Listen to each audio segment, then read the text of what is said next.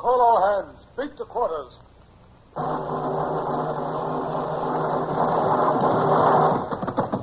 Run out the guns. Stand by the starboard battery. One broadside into it, if you please, Captain Bush. Pointers on target. Linstops ready. Aye, aye, sir. Ready. Fire!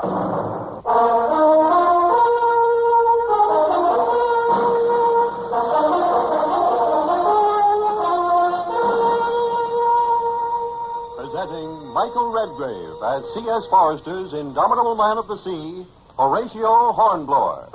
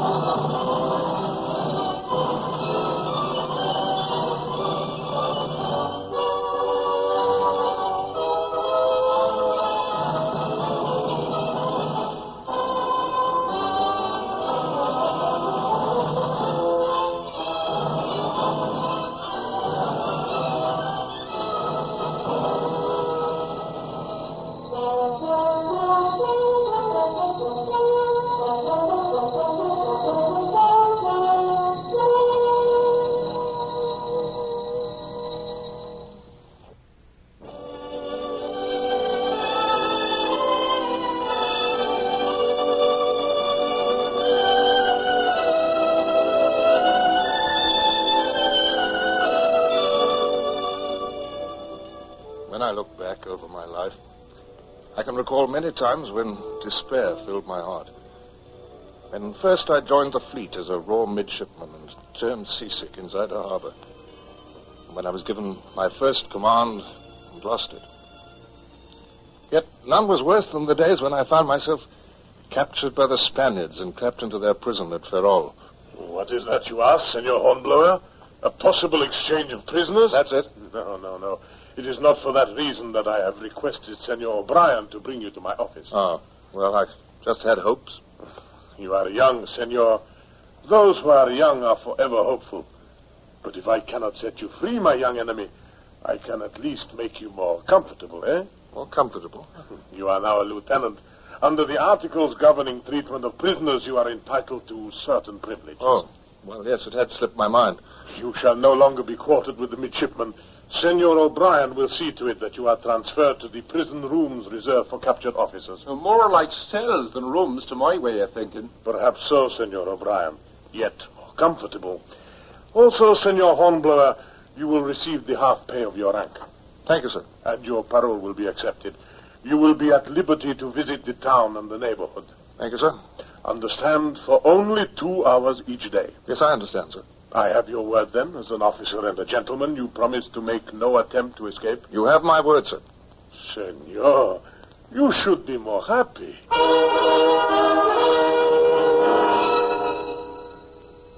So I was on parole. 2 hours of freedom each day. And while it was small comfort against the fact that I was still a prisoner, I must admit that there was pleasure in it. Well, now, if it ain't Mr. Hornblower... Hello, O'Brien. Look there now, across Ferrol Bay to the entrance. Do you see that long, wicked reef that guards the entrance? The Dientes del Diablo, the Spaniards call it. The devil's teeth. They've taken the bottom out of many a ship. Ah, there's rough weather coming. Is there now? By tomorrow or the next day, the wind's shifting. So it is. You'd rather be alone, wouldn't you, Mr. Hornblower? Well, since you ask me, O'Brien, yes, I would. Ah, now that's a pity. Because you're due back in prison, Mr. Hornblower. Your 2 hours parole is over.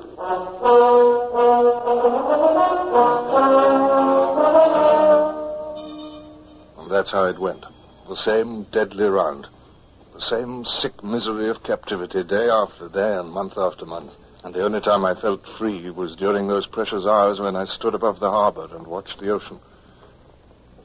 And then came a day when the ocean heaved up before a southwest gale, when the waves came crashing in white thunder against Dientes del Diablo, the devil's teeth.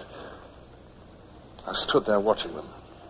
And suddenly... Senor, your ship! There is a senor. Do you see? Yes, senora, yes. Our captain's a fool heading this way in a gale. If he had any sense, he'd heave to and stay out to sea until the wind slackens. It is a Spanish ship, senor. Oh, must be. No British captain would be so insane. The devil's teeth will tear his ship to ribbons. Angelita! Carlos, what is the matter? The ship that now approaches. There is another behind it. An enemy. I must inform the commandant. What's that? A British ship? Si, senor. It cannot be seen from here, but from the very top of the headland. British ship? It must be a man of war. Look, there's the commandant for you. He's climbing up here now. I've got another hour of my parole. I must stay here and watch.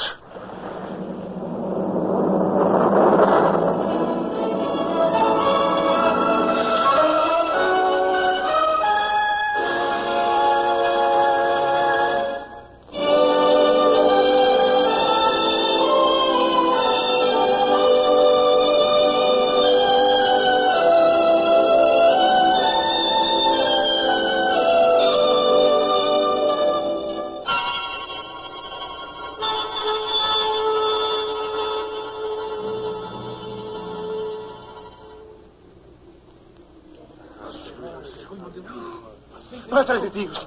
The enemy is forcing him straight towards the teeth of the devil. Yes, if your captain had any sense, he'd give up and surrender. He turns. He turns towards the channel. He turns.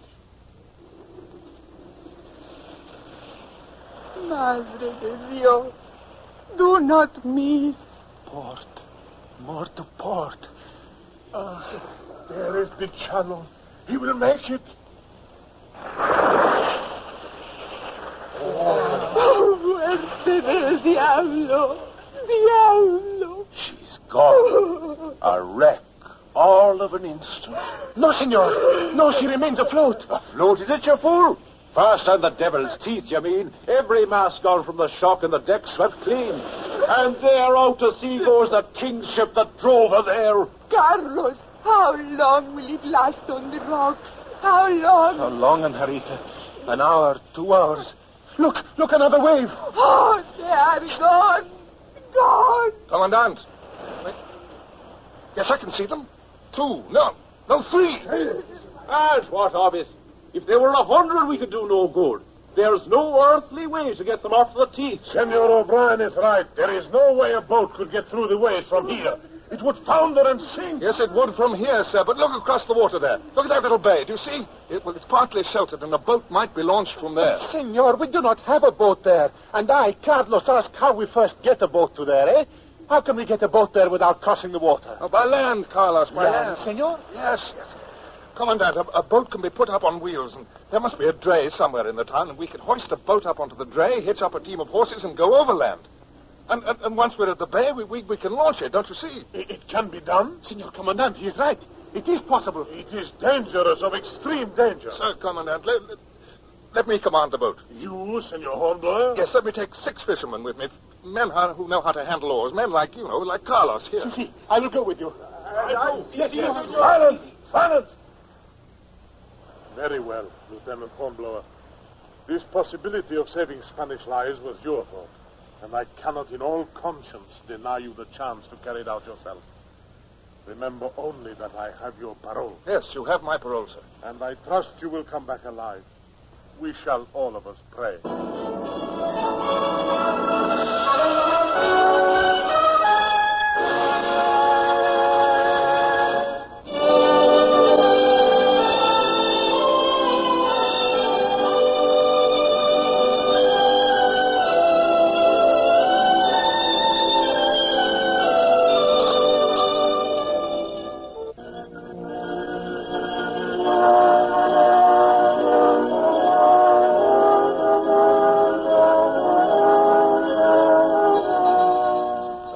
Behind us. That safe, solid ground upon which we'd stood and watched the Spanish schooner drive to destruction. There she lay, upon the jagged reef called Dientes del Diablo, the devil's teeth.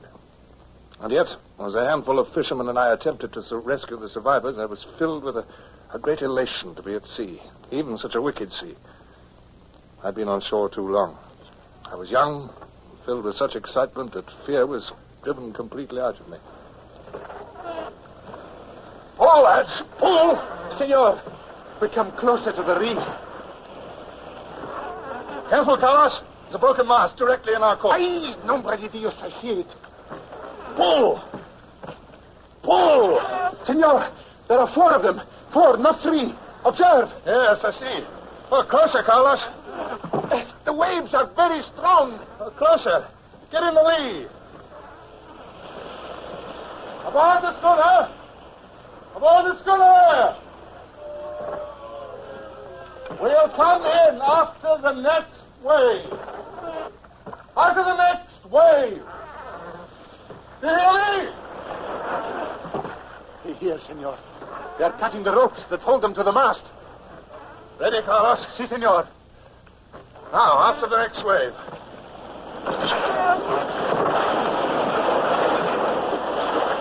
The wave came.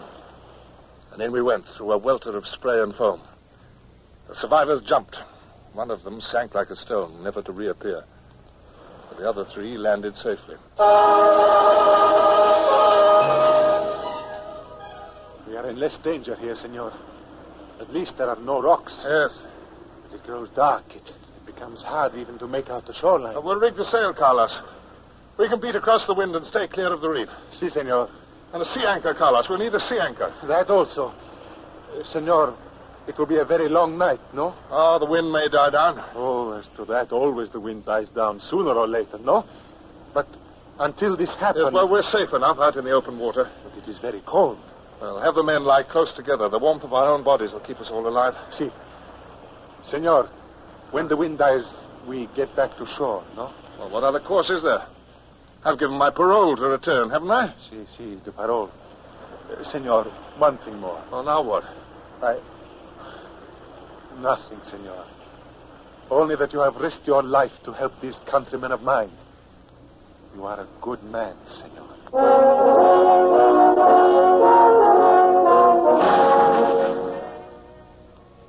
So the night came down on us.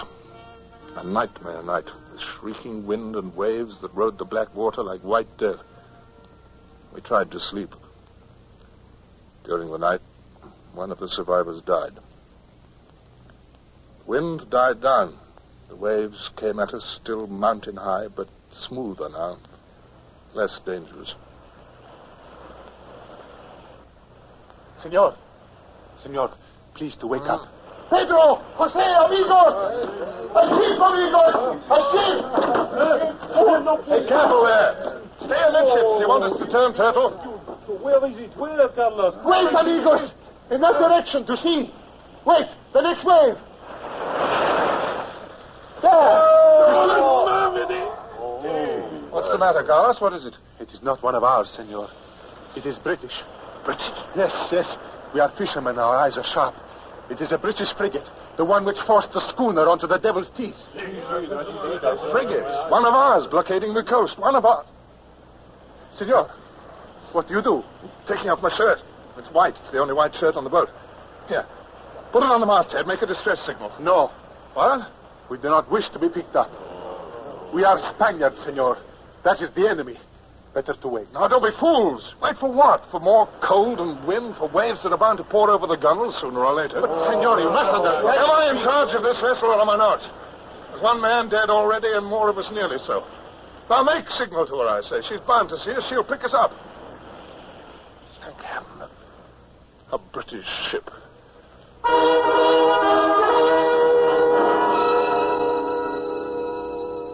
All right, me bucko. Your turn now. Up you come. Over the side. Thank you. Don't even have a shirt to your back, do you? Blue as a mackerel. Don't you Spaniards have a liquor sense? Well, what ship is this? His Majesty's ship Certes, that's... Blimey, you speak English. Yes, I'm a king's officer. Lord, lummy. I want these men well cared for. Them Spaniards? Yes, well cared for.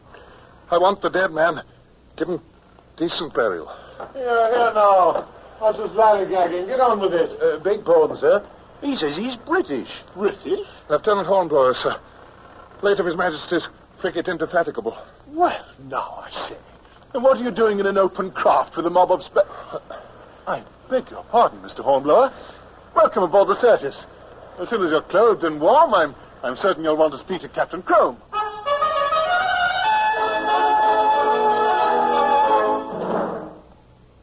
to mention it, Hornblower. You're quite right. I couldn't possibly have him taken prisoner. Oh, I shall have to set him ashore at the earliest possible opportunity. Now, as regards yourself, I understand you hold a commission as lieutenant. Yes, sir. Came through when I was in prison. You were under Captain Pellew of the Indefatigable. Yes, sir. Well, I don't know if the Indefatigable is still in these waters, Hornblower. I don't think it is. But you are probably still carried on their books. Oh, I believe so, sir. The Admiral of the Fleet will have to decide. But until we meet him, you can do duty aboard this ship. I can't, sir. You mean I... Oh, I'm sorry, sir. I almost forgot. I can't do that. What's that? Well, sir, I'd welcome the opportunity. I'd give half the years ahead of me to be out of that Spanish prison and back on duty. You're not in prison? No, sir, but I was. Oh, I see. Parole, eh? Oh, well, that all is the case. Puts the decision squarely up to you. Yes, sir, it does. Oh, I must go back, I'm afraid, sir. As soon as it's convenient for you to dispatch a boat. I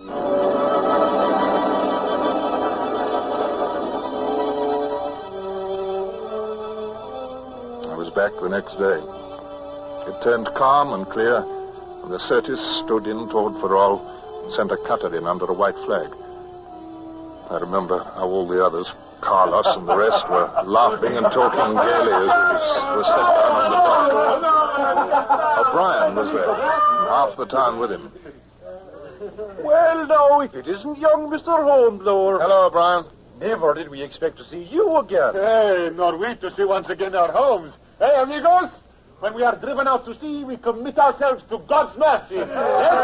Carlos, you're back now. Si, Carlos, Angelita. you're back. And for this we thank the Senor, no? Hey, Pedro, good to be home again, no? You're down in the mouth, Mr. Hornblower. Yes, perhaps I am. Now, no need to tell me. The way your heart's in your eyes looking after that cutter now. And looking out beyond the Devil's Teeth to that British ship of yours. You're a fool. Excuse me, I'm going back to my prison quarters.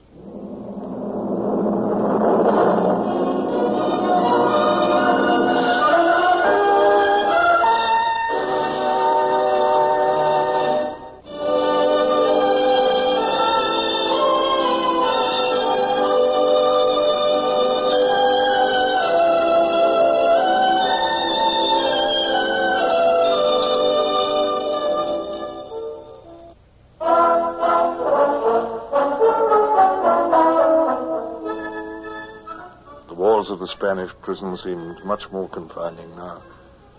And there were many times when I cursed myself for coming back to them. And even the comfort I'd formerly gained from my 2 hours each day in the open air had lost its flavor. It was comfort no longer, not after that precious taste of freedom. I was like a man who, after having glimpsed a huge, wonderful meal, then finds himself living on only a crust of bread. This is the mood I was in when one day I was sent for by the commandant. Sit down, Lieutenant Hornblower. If you please, sit down. Yes, sir?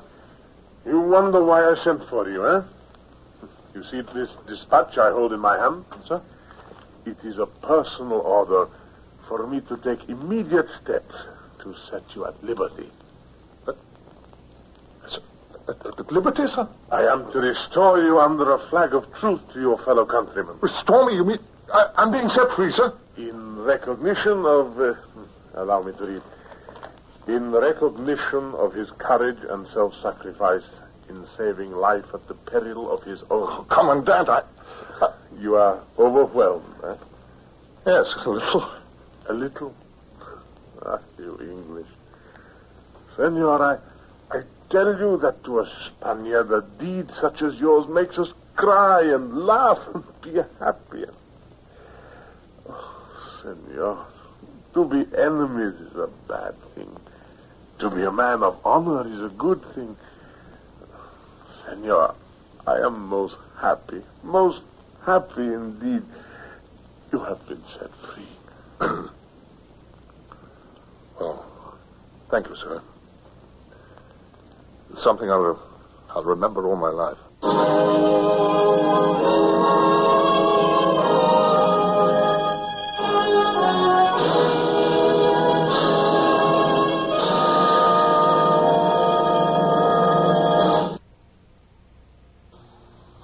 Horatio Hornblower, starring Michael Redgrave, is based on the novels by C.S. Forrester.